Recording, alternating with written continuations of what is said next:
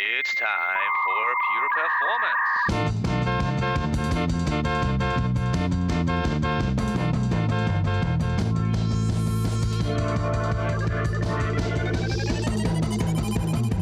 Get your stopwatches ready. It's time for Pure Performance with Andy Grabner and Brian Wilson.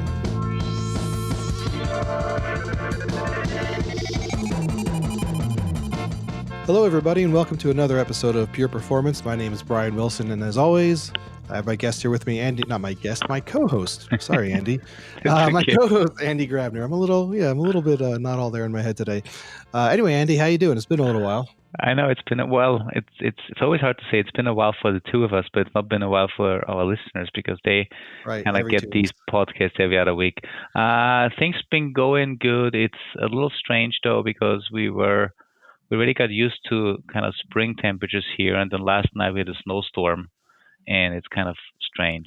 But we're set to have a major blizzard here tomorrow in Denver. It's 60 degrees today, and tomorrow it's supposed to be a huge blizzard, so we'll see what happens. Yeah. Well, which means the skiing season still goes on, which is good. Oh, yeah, right? It's extended this year. Yep, it's extended, but we're also getting avalanches on the highways, so yeah, that's not a good thing. Yeah. Yep. All right. Anyway, would you like to go ahead and introduce today's guest, or I would love to. Shall we banter some more? No, I think it's good. So our guest today, actually, I met her about half a year ago in Detroit, when she was presenting at Dev1, kind of our first version of Dev1 in the US. Her name is Nicki Klein, Senior Technical Evangelist at Amazon Web Services, and she was really she was amazing on stage. And there's a couple of things that were amazing about her, and the reason why we wanted to get her on the show. First of all, the topic she talked about, developing modern serverless applications on AWS. And that was nice. She did a live demo, and it's always a tough thing to do something live on stage. So kudos for her, or to her for that. But then I think what's also very interesting was kind of how she got into technology. And that's actually the story that I want to kind of ask her in the beginning before we talk about serverless. Hearing a little bit more about Nicki. So first of all, Nicki, hopefully you are there with us. And I'm here. Yeah. I was just quietly listening. Yeah. So, well, thanks for joining us today. And thank you for having me. Yeah, maybe, I know you are in New York as we speak, I believe so, right? I am in New York right now. But that's not your usual home, is it? No, I am based in Seattle. All right. And well, for the people that haven't crossed paths with you yet, with your work as an evangelist, can you quickly introduce yourself, what you do right now for AWS, and kind of what's your role?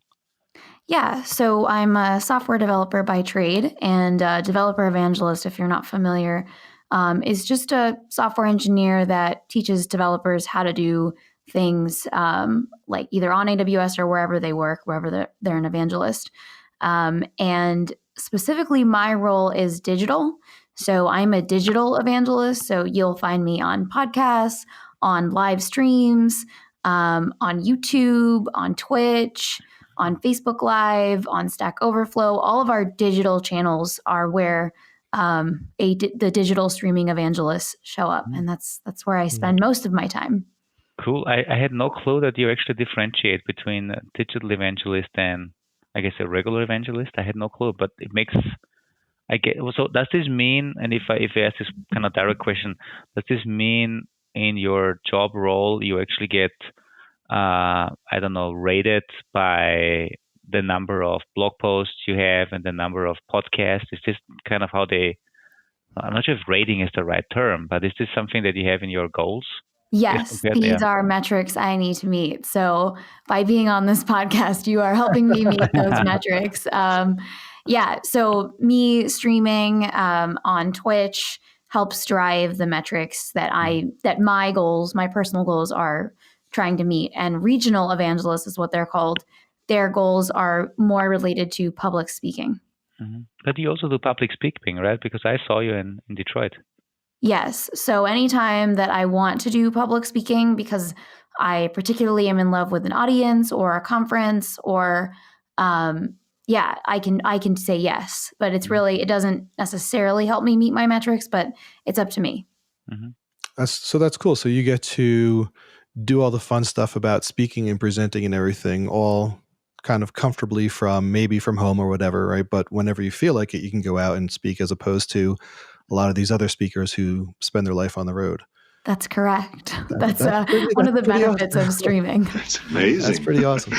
Yeah, Hey, I think so and too. do you want to tell us a little bit before? I definitely want to talk about serverless, because it is we had a couple of people on the show in the last couple of months talking about serverless, but I really like kind of your background, like how you got into the position where you are right now, what you did before AWS, because I think it's nice to hear people's life stories and how they change paths in their career and how they end up where they end up, how they end up in the things that they're passionate about.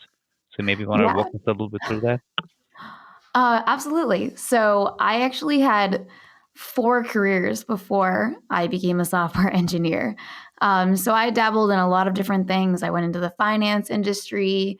I actually worked in hardware for a hot second. And ultimately, I don't know why I did not see myself in tech as a career, but I didn't when I first graduated college. And it's weird because I've been obsessed with technology since I was a little kid.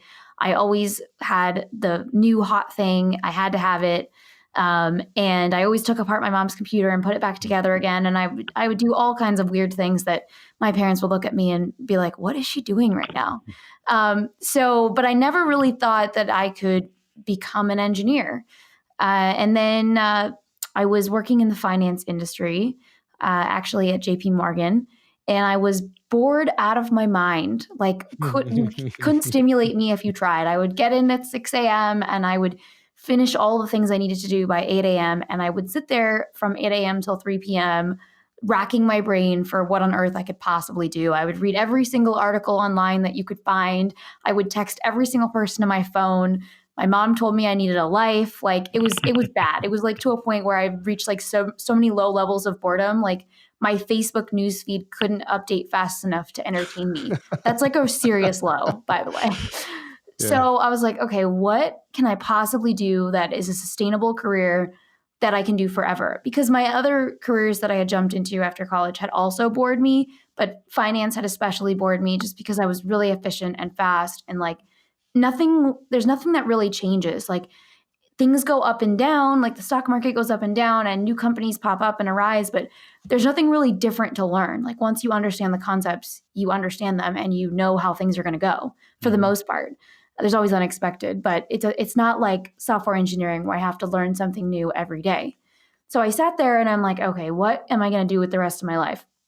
And I thought about when I was a kid, I really loved puzzles and I also loved Legos. So I'm like, okay, I need a job that involves building and problem solving, because I remember being a kid and sitting in a room for 8 hours doing a puzzle and even forgetting to eat. To the point where my mom was like, did you eat lunch today? Right, I didn't do that. I would just get so invested in completing the puzzle that I would forget all about everything around me. And so I wanted that kind of focus and excitement in my own career. So I'm like, okay, Google jobs with building and problem solving. Coding naturally came up. So I started coding at my desk at JP Morgan during those, 6 hours where I was doing absolutely nothing. And then after 4 months of coding at my desk, I was like, okay, I have to make this real. This needs to be my career, because I'm obviously way more invested in this than I am at those 2 hours I put in every morning. And so then I started looking for post-bac programs and all kinds of things. And boot camps were not really a thing at that time. So the word didn't register to me to Google or look for. And so I looked for all kinds of post-bac programs or how to get a CS degree or how to do this.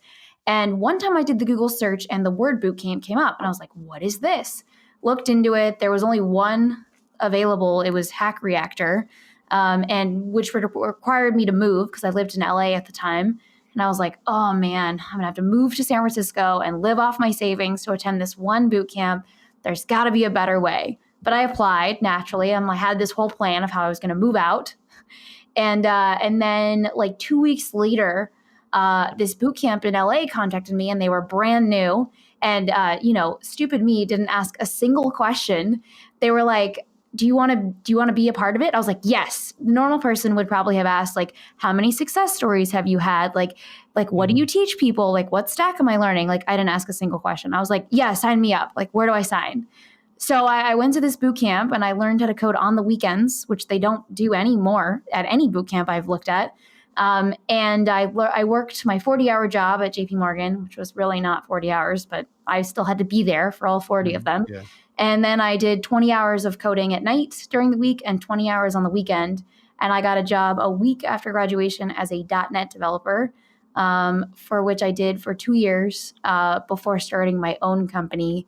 And then I did that for another 2 years before coming to AWS. Wow. So coding for a total of 5 years. But the first year was mostly at my desk at JP Morgan or at home. It's funny. There's a similar, a parallel sort of between your path and mine in a bit, because I was, as I mentioned before we started the show, a communication major. But while you were working at JPMC, I was working at CNBC, reporting on all the financial news. I was watching that show every day. Well, yeah, we always used to joke people only had it on for the ticker, right? Because it was a free ticker. But in a similar way, I felt like I was in a dead end job. I decided, like, this is not what I want to do. And I had a friend working in some startup. This is in 2000 or 2001, I think. And he was making twice my salary. So my impetus was actually just like, well, if I'm going to hate my job, I should get paid more to hate my job. Yeah, I didn't even know how much software engineers got paid. Like, I didn't even do it for money at all. Like, there was no. That's all I did it for. That's the only reason why I did it, because I was like, I'm going to hate my job no matter what, because I wanted to be a musician. But then I got into QA, and then I quickly got into performance, and then everything just started taking off from there. But yeah, I just didn't want to be bored anymore. That was my ultimate goal, was like, I don't really care how much money I make. I just don't want to be bored. Yeah. I'll kill myself if I have to work for, however many years, like the next 40 years, and be this bored. Like, I won't survive. Yeah. It's important to find that breaking point and make a change when you need to. But anyway, Andy, you went straight in, right? You went to performance right away, or? No, I attended a high school for software engineering, so I finished when I was 18. Dang. And then I knew what I wanted to do, and pretty early on.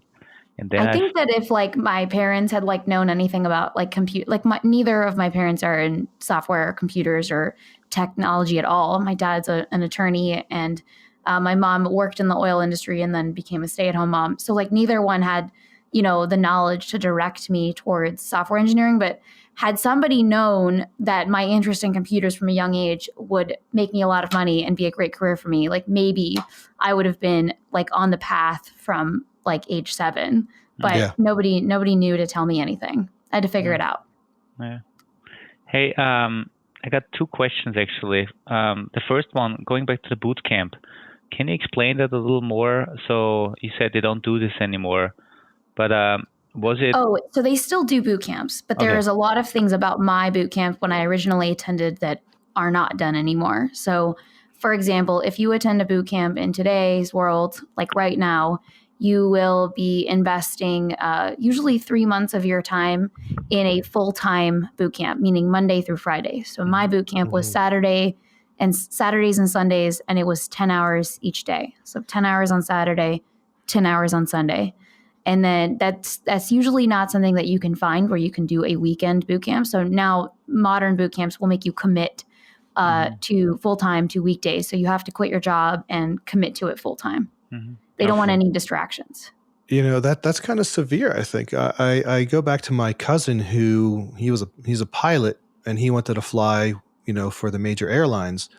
And I really think that kind of an approach that you're describing really fits the airline industry, which is a real huge hurdle for people, because for him, it was a similar thing. He wouldn't be able to work.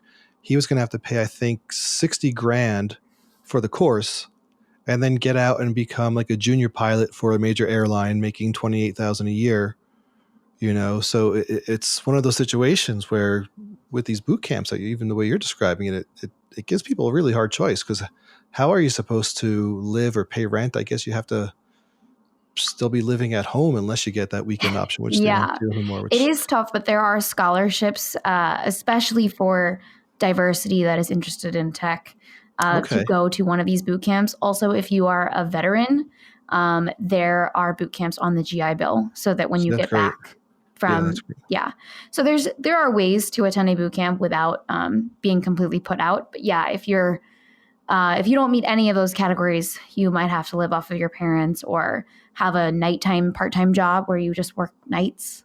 But it would be very difficult. I agree. Hey, then, so second question, you mentioned it, and maybe you wanted to talk more about it, but you said after the boot camp, you started your own startup, right? Yeah, so I worked as an engineer for 2 years, and then I started a company. And my company actually started out of a hackathon. So I won a pretty large hackathon in San Francisco, where I won $250,000 an investment in the idea, and it was called Beta Gig. So Beta Gig is named after exactly what it does. So beta test your next gig. It's just a clever way of saying try out your next job. So obviously I had this really interesting past where I had many different careers before I entered tech.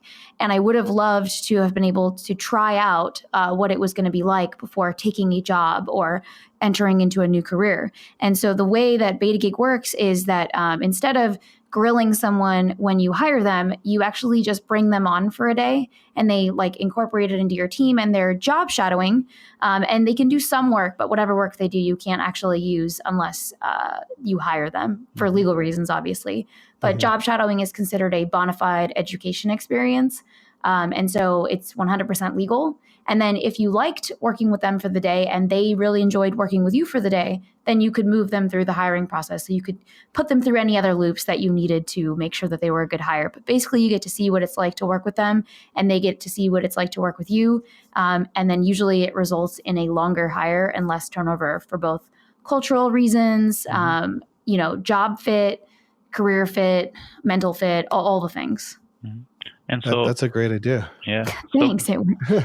But help me understand. So that means Beta Gig was the platform that you built to provide a platform for companies that wanted to hire people, and you connected them, or what was the platform? So it was like a marketplace platform. So users would sign up, like job seekers, and then companies would sign up and offer job shadowing gigs. So let's say that Dev1 or Dynatrace was hiring a software engineer, and you would post your software engineering gig, and you would set up a job shadowing day, and the platform would actually help you arrange for how to schedule that job shadowing day, like how to create an agenda for the candidate, how to create things that you're going to get a lot out of and the candidate's going to get a lot out of. And then basically similar to the experience of Airbnb, if you accepted a candidate, so candidates would request to shadow at your company for that gig. You could review, who they are, their resume, their skills. You could even set up a phone screen initially if you wanted to. And then if you'd like to move forward with the job shadow, you accept the request, and then they receive the agenda for the day. And then they get the address and the information, and then they show up. Pretty cool. Very similar to Airbnb. Yeah. Well, and so I would assume now you moved to AWS. That means you made the company successful and then sold it for no, I wish. I raised $1.6 million from a VC, and they received a controlling stake in my company.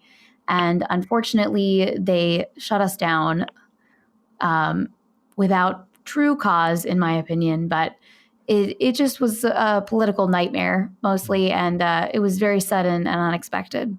Okay, so a life lesson learned, even not a pleasant one, but at least a life lesson learned how to deal with VCs and a lot of life lessons learned.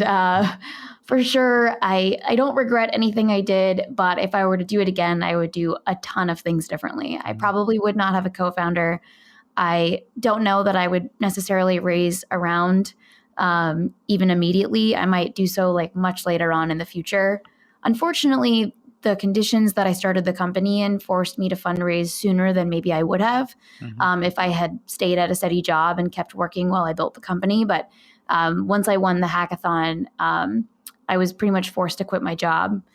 And because I got into an accelerator and I got all this money, and they were like, yeah, you got to quit. So had I started again, I would, keep my job full time and build the company in the evenings or the weekends until I felt like it was at a place where it was pretty much taking off and maybe I wouldn't need to fundraise. That's the hope. I also probably wouldn't start a marketplace. That is an extremely difficult thing to start, especially for your first company. You have the classic chicken and the egg problem, and it just creates a lot of problems, and it makes you go a little bit slower than you might have liked, or that maybe you would have, even with funding. So then, did you find the show Silicon Valley cathartic, or was it more like reliving a nightmare? I lived that show. Like I would watch an episode and then the next week that thing would happen to me. And I'd be like, oh my God, this is like not happening right now. Or vice versa. I'd watch the show and something would happen and the next week the same thing would happen to me. And I'd be like, well, let me think back to Silicon Valley. What happened then? What did somebody do? Like, what was the solution to this problem? So yeah, I definitely lived Silicon Valley. It's a very realistic show. Yeah. Well, I got to give huge kudos to you because obviously I've never started a company. Don't know if I ever will, but that's amazing that 2 years after going through that boot camp, you were in that spot already. So that's that alone. Think I would be there either. It's funny. They the boot camp like recorded a video of me saying, at the end of the boot camp, they were like, help us record this video for promotion. I'm like, sure, no problem. And so they asked me a bunch of questions like, how was your experience? What did you learn? Blah, blah, blah. And then the last question was like, where do you see yourself in the next 5 years? And I don't even remember saying this, but I was like, oh yeah, in the next 5 years, I want to start my own company. And then I did it in 2 and they like sent me back the video. They were like, do you remember saying this? I'm like, oh my God, no, totally forgot. But I didn't have the plan to do it so quickly after. It really was the hackathon that kicked it off. And I didn't expect to win that hackathon. I don't think anybody expected me to win that hackathon because the audience was definitely almost upset. So anyway, now that brings you to AWS and your really cool digital, what do you call it? Digital evangelist? Digital streaming evangelist or digital evangelist, either so one. That was the next step after Beta Gig, right? Yeah. So luckily, when like the company I said ended very suddenly. Like I came in on a Friday morning and at 10 a.m. I was told I needed to fire everyone and that the company was shutting down. So I was not even thinking about the next job, but my advisors had my back and they put out all their feelers, and pretty much within a week I had every top tech company contacting me for a role, and I went with AWS. I've used AWS since I became a developer in the very early days, and also with Serverless. I helped my first company that I worked at just as a developer build like a serverless microservice. And so I was really interested in serverless. And then obviously my next choice was to come to AWS. And now I'm here a year later. And at which point did you move from LA up to Seattle? Because you obviously moved. Yeah, I moved from LA to Seattle January 5th of 2018. Okay, so it was basically when you were already working for AWS. Yeah, no, they relocated me. Yeah, cool. Yeah. I'm actually moving again. I'm moving to the Bay Area in a month. Oh, why that? Is there... 2 of my shows are streamed from the San Francisco office. One is about startups. So I interview startups building on AWS. So my heart obviously still lies with startups. My first company that I worked for was kind of a startup. It was just like a 12-year-old startup, but still a smaller company. I like the small feel. And then when I started my company, we were definitely a startup. We were a team of 10. And so my heart very much still lies with the startup community. And so one of my shows, I feature guests from the startup community building on AWS. Mm-hmm. So Brian, that means we need to come up with a great idea, build a startup in order to get on her show. Well, my idea for a startup is a reliable podcast remote recording program. Because I'm telling you, the ones out there are not very reliable. Well, if you build it, I welcome you to come on the show and talk about it.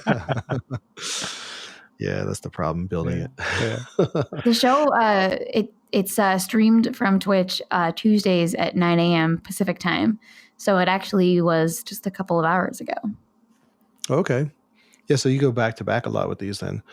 And we're going to put the links to your shows, but just for people who, I think it's pretty simple for the Twitch one. Do you just want to mention where that is right now? Yeah. So to watch any of my shows on Twitch, you would just go to twitch.tv/AWS. And I will start streaming on my own channel. I haven't been able to get up the setup yet, but that will start soon. And the channel is just KNEEKEY23. So it's just my name as an orhonym. I'm a linguist major, so that's my thing. So it's Ni and then Key. So you didn't buy Nicki.dev? I didn't. I thought about it. First of all, I would have bought Ni Key, like the knee, like your knee, and then a key, because it's just it's my little orhonym that I'm obsessed with. But I thought about it, and then I was like, what is the purpose of this? Like, what would I do with this besides like just throw my resume up there or something basic? But it's not too late. I could still buy it now. It's probably ridiculously expensive, but yeah. Hey, so anyway, go on, Andy. Switching gears a little bit. So obviously you have a lot of experience with serverless, as you've built serverless microservices with your first job, basically after boot camp, and since then been promoting it. If people are, getting our listeners, right? I think we have a couple listeners that are already kind of familiar with serverless and maybe built serverless applications, microservices, whatever you want to call them. But for what can you tell our listeners when you got started? What were the things you wish you would have known back then when you started? So things like the classical mistakes that people should not make when they get started now. All right. Well, the first one you usually run up against is IAM permissions, actually. So the thing about AWS is developers were not first to AWS, right? It was, ops people, infrastructure people were first to AWS. And I feel like a lot of developers became truly interested in working with AWS when Lambda was first released. And that's actually what piqued my interest in AWS and what has consistently piqued my interest moving forward. And because it's just amazing that I can just run something without touching the ops. Like, I am not an ops person. I'm a developer. And while I've learned my, basic set of ops skills to do a lot of things like deploy and CI/CD, I truly love the ability to just write code and not worry about it and run it serverlessly. And so the first thing you run up against is something that if you've never used AWS before, I see a lot of developers run up against it because they just are not familiar with AWS, and that is IAM permissions. And so having an understanding of IAM roles and how they work and how to give them permissions to execute your Lambda, or even give your Lambda role permissions to do something else inside AWS. So typically when you write a Lambda function or a Lambda serverless app, you are probably using other services in conjunction with Lambda. So maybe you're hitting Dynamo, you're depositing data in DynamoDB. Maybe you're putting data in a queue in SQS. Maybe you're sending out a notification with SNS. You could be doing a lot of different things, and you're most likely using it in conjunction with an AWS service. And so you need to make sure that your IAM role that is running your Lambda function not only has permission to execute your Lambda function, but also has permission to do the number of things that you're asking, that you've written the code to do. So maybe you've used the SDK to deposit something in Dynamo. You need to give the IAM role permission to insert something in Dynamo, for example. So that's usually the first thing that I see developers run up against. The next thing would be timeout. So if you're not familiar with serverless, you definitely should not be writing a serverless function for a process that you need running for like an endless amount of time. Like that, you should still spin up a server for. The timeout limit is 15 minutes, but when I started developing serverlessly, it was 5 minutes. So it was even less time. They did up the timeout, but the concept of the timeout is more of a mental concept than it is anything else. Because if I need a process running for 3 hours, then I am not going to choose a Lambda function. That is the wrong way for me to go.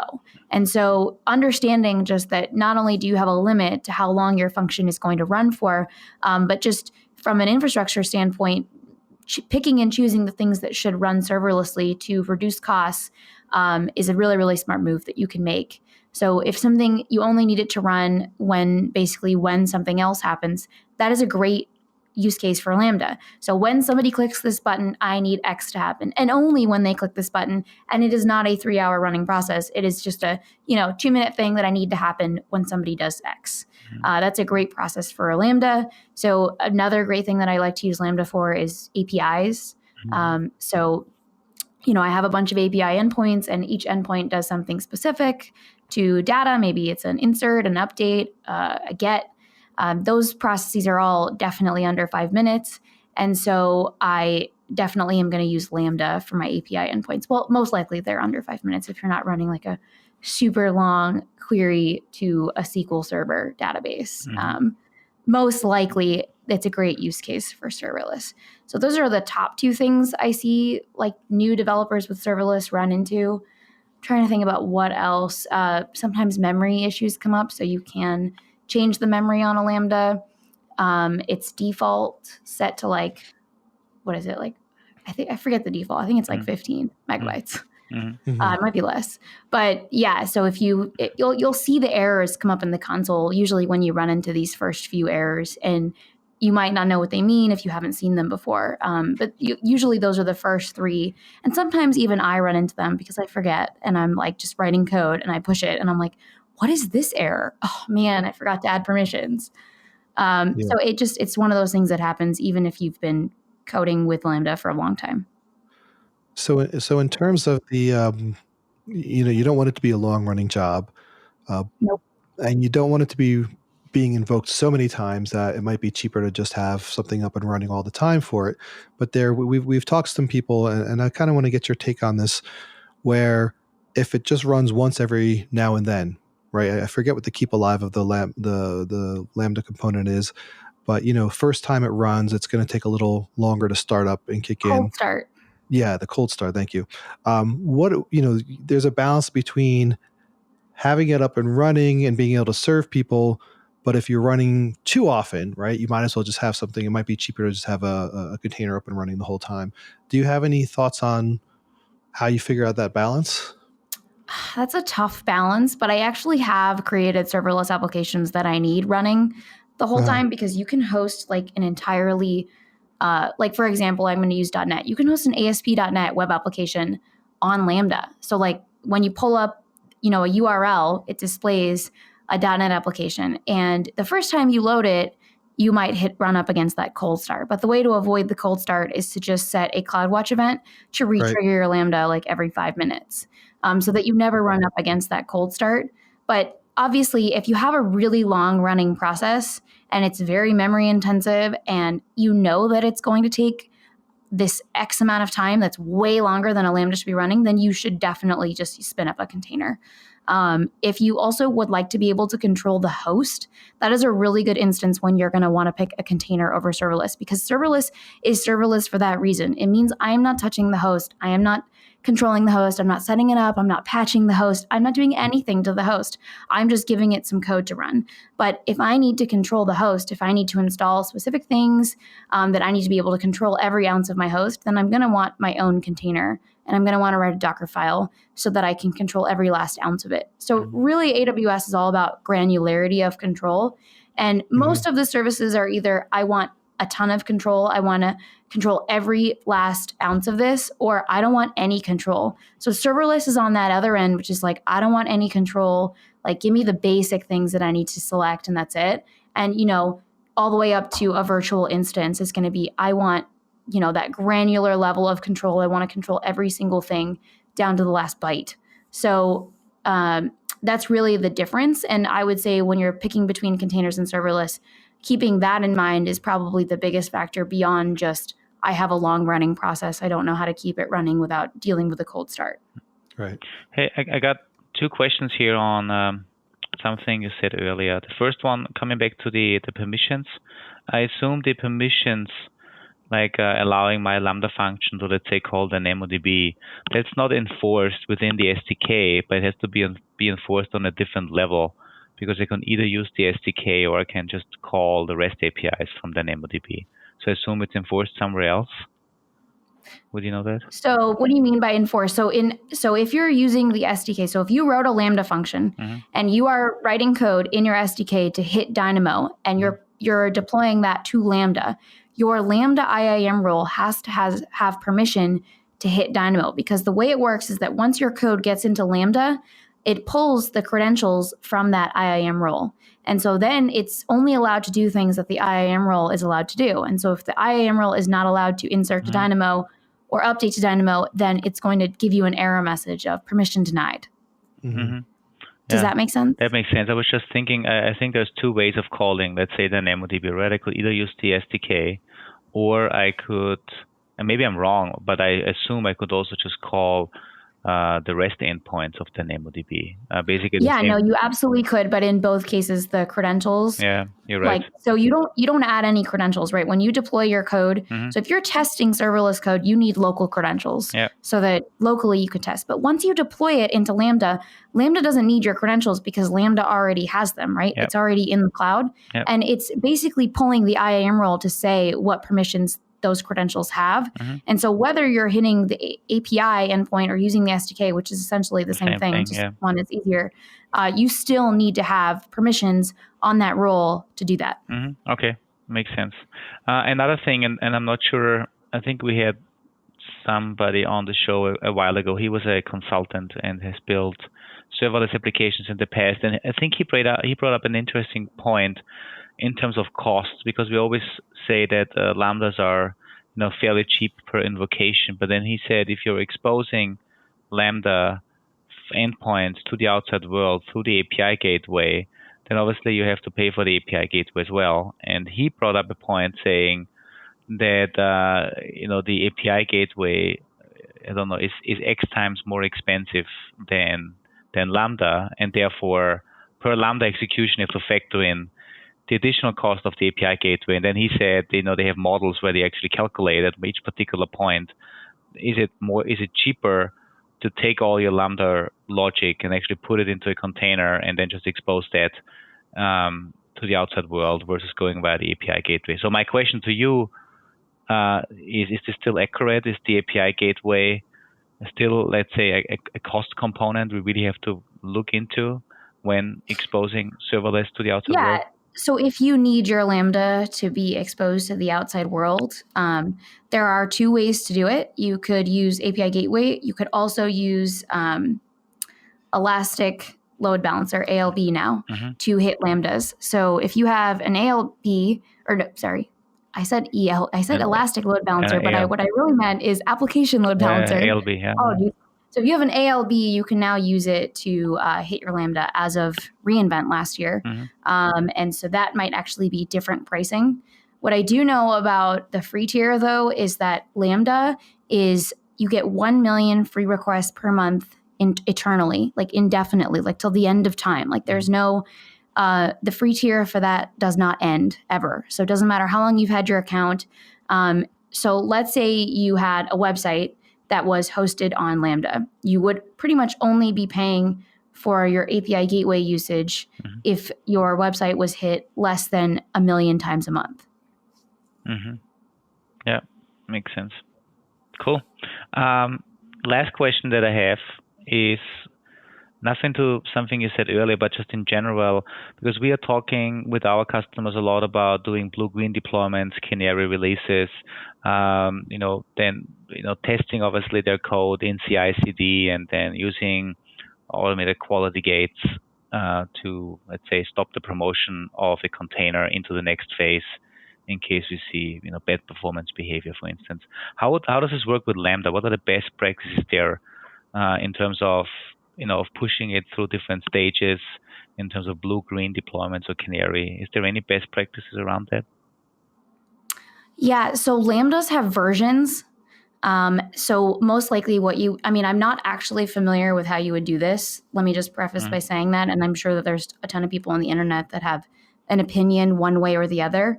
But what I would do if I was doing this is I would deploy a new version of my Lambda, and then I wouldn't let it go live until I tested it using any number of testing tools.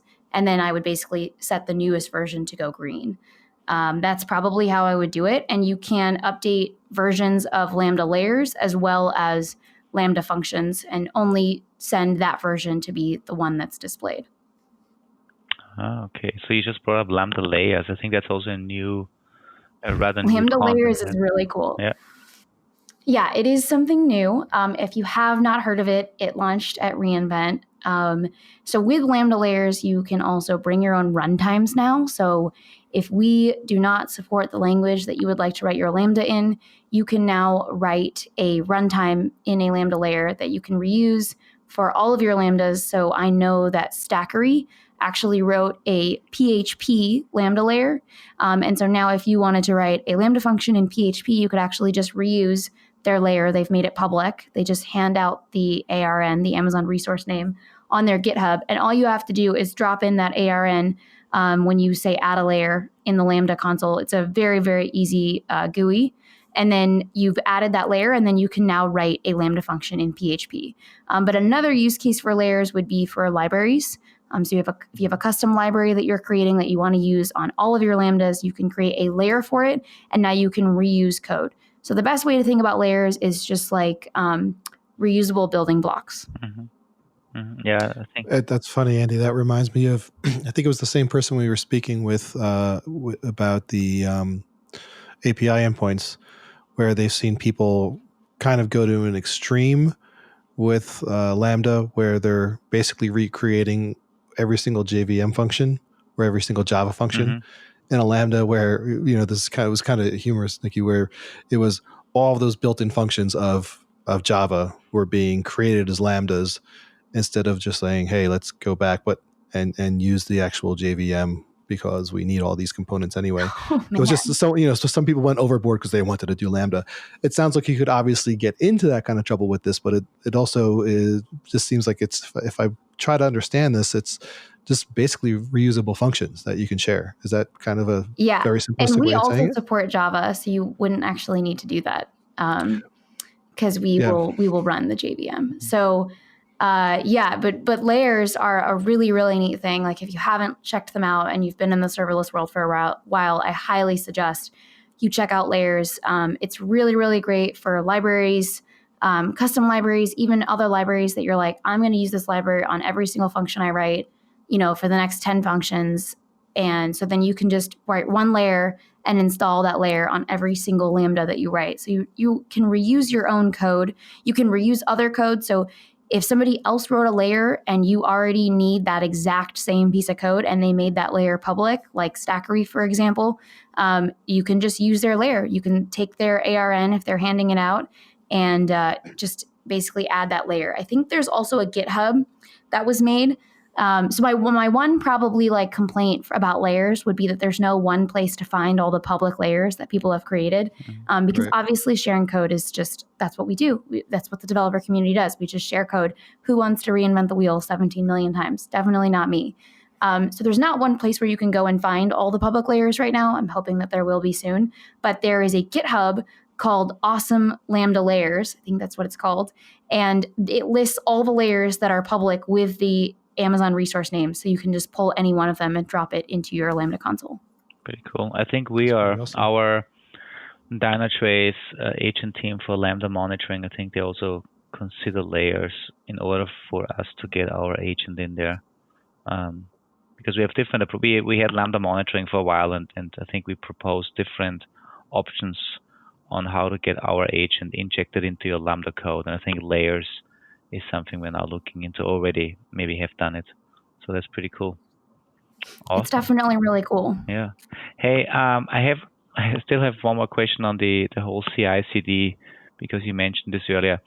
If I start from scratch with a new Lambda function that I'm going to use for my Angular apps, and it just does some business logic, what's your proposed pipeline? How does a pipeline look like for you when building Lambda functions that are exposed to the outside world? So what kind of phases does a pipeline entail? What type of tests do you run? And just out of curiosity. Yeah, I would probably use AWS Code Build just because I'm going to use AWS anything. But there are plenty of other, build tools that you could use like Jenkins. But my tests, they'd probably be pretty basic. I'm not a huge fan of writing unit tests, and mostly the code I write these days is demo code or, how to do something really quickly. It's less production code. But if I were writing production code, I would obviously have my code in GitHub, and then I would have a code build project that gets the source code from GitHub. And then there would be a SAM template included in that repository. And then basically that would be the deployment configuration for code build to be able to deploy that Lambda to production. So if you've not heard of AWS SAM and you just started writing serverless applications or you've been doing it for a while, I highly suggest you to take a look at SAM. SAM stands for the Serverless Application Model, and it is essentially an extension of CloudFormation. And if you've never heard of CloudFormation is just infrastructure as code. So imagine your Amazon Web Services resources written out as a big JSON object or YAML file. So, in the console, you set a bunch of properties that you want. So in the JSON file, you list out those properties as key value pairs. And SAM is an extension of that. And so it is a specific JSON object that you can write for serverless applications. It is expecting certain things like API gateway if you're going to set up an endpoint. It's basically the parts of CloudFormation that you would have wanted for your serverless application because we pretty much know which services you're going to use in conjunction with Lambda. Mm-hmm. And so it's really easy to set up a serverless application using SAM. And there's another part of SAM that's not just the template, it is the CLI. And so I would use the CLI to actually deploy. And so I can tell AWS code build, I can give it commands, in a build file, or SAM deploy. Basically, I can write a SAM deploy statement, and I can actually use SAM CLI to run my code locally. So before I even test it, I can do SAM local start API or invoke function, depending on what it is that I'm invoking. And I can give it, an object if I needed to give it an event. I can do a whole host of things with the SAM CLI. Locally and also in code build if I'm ready to deploy. And then once I do that with SAM, it basically is just going to pull that template and provision those resources or update those resources if I'm redeploying. And that's basically it. That's essentially what I would do. So I would just use GitHub and code build and SAM. Pretty cool. Awesome. Nick, is there anything else that we missed? I think we talked about your career in the beginning, which was very cool and very enlightening on kind of the paths that you took, and then about is there anything missing on serverless or anything you want to add on the career path that we may have missed?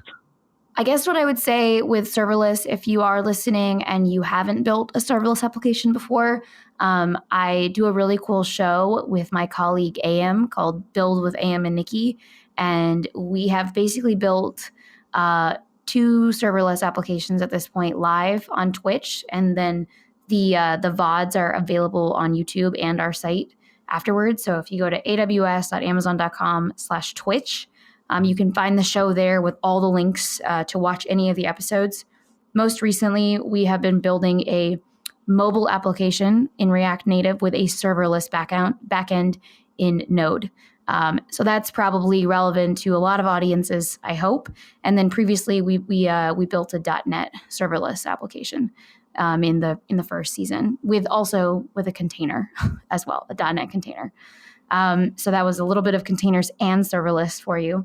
And then I'm also working on a serverless Twitch extension. So if you're not familiar with Twitch extensions, if you watch Twitch frequently, Twitch extensions allow you to interact with either the player, the hoster, the broadcaster. They let you do a lot of different things on Twitch, and you can build one with a backend. And obviously, I always choose serverless. So I'm currently building one with a serverless backend, and that show is live on Wednesdays at 10 a.m. Pacific time on twitch.tv/AWS. That's really cool. Live coding. I do it all the time. Yeah. Who would have thought, right? Live coding is an art. Like there's actually a way to perfect how you live code. Yeah. Well, we're seeing more people do that, right, Andy, in some of the presentations. I know who's the guy from Pivotal? Josh Long. What's his name? Yeah, he loves to do actual live coding during his presentation, his live presentations, which what can go wrong? Like 8 million things. Right. So it's kind of fun and exciting to see the live coding going on. Also because, the one thing I love to point out is, you see, as someone who might be a developer or who's learning, you see the experts up there live coding, right? And I'm not a big fan of the word expert, but that's how you feel like you're watching these pros do the live coding, and then something goes wrong and like, oh wait, it happens to everybody, right? Yep. So it's really cool from that point of view as well. I love pair programming with my audience too. It's really fun to get like the audience really involved. And so like I think the art to live coding is finding the balance between real life coding where you run into like 100 roadblocks, and then like robotic coding where you run into no roadblocks. So like somewhere in the middle there. So when you, like if you go through it one time, you might have seen some of the roadblocks and you might only hit 2 or 3 the next time you go through the same activity. And that's like the exact amount of roadblocks that the audience is like, hey, try this. Hey, try this. And they're really invested and really involved. But if you hit too many roadblocks, the way you would do it is if you first time were coding something, then they get really uninterested after a while. Yeah. All right. Andy, did you want to, shall we summon the summarizer, or was there anything else you wanted to? No, I think we should. Yeah. Come on, do it. All right. Well, Nicki, thank you so much for being on the show today, and it's been quite fascinating to hear your story from being completely bored with a financial institution and therefore on the side. I think I wrote it down correctly. Hopefully, code naturally is what you found, and then started getting into coding. Then, thanks to the boot camp in LA, getting you to work for an organization, writing your first Lambda functions, then winning a $250K pot at a hackathon, and which allowed you then to start Beta Gig, which obviously didn't turn out quite the way you wanted it, but still life lessons learned, which ultimately then brought you over these many, many steps to the job you have right now at AWS, where you're promoting AWS Serverless as a digital evangelist. Also is something that I learned new, what that is, the difference to a regular evangelist.